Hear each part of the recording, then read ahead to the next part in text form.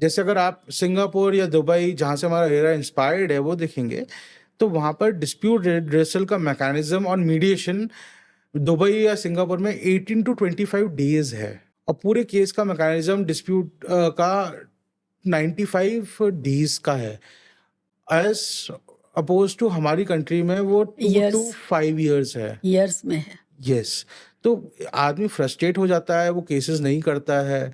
तो ये सबसे ज़्यादा प्रॉब्लमैटिक फंक्शन है हमारे यहाँ। तो जो रेरा आया, रेरा ने क्या किया, उसने रेगुलेट किया कि रिलेशनशिप बिटवीन बायर और डेवलपर कैसे आएगा, कैसे चलेगा। क्योंकि क्या था, जब बिल्डर पैसे ले लेता था तो उसका कोई ऐसा मैकेनिज्म नहीं था कि जिस प्रोजेक्ट के लिए पैसे लिए गए वो उस प्रोजेक्ट में लगें।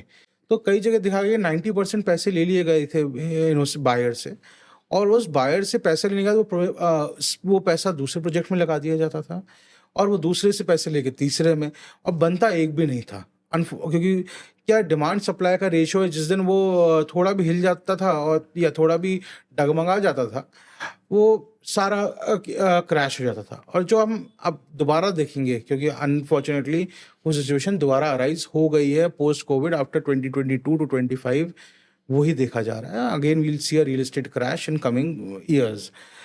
नाउ दैट रेगुलेटरी बॉडी जो आई है, कम से कम उसने ये कहा है कि ये पैसा है वो साइफन ऑफ नहीं होगा टू अनदर प्रोजेक्ट्स।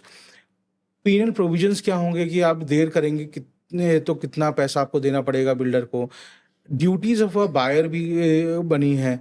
तो ये सब एक रेगुलेटरी बॉडीज बनी है। बट हाँ, अगेन जो रेगुलेटरी बॉडीज जो बनी है, उनका जो सो मोटो फंक्शन है, यानी कि चेक्स एंड बैलेंसेस खुद से लगाना, वो अच्छी तरह इम्प्लीमेंट नहीं हुआ है। दूसरा, जो हमारा डिले है किसी भी जस्टिस को प्रोवाइड करने के लिए, वो सबसे ज़्यादा प्रॉब्लम इस समय क्रिएट कर रहा है।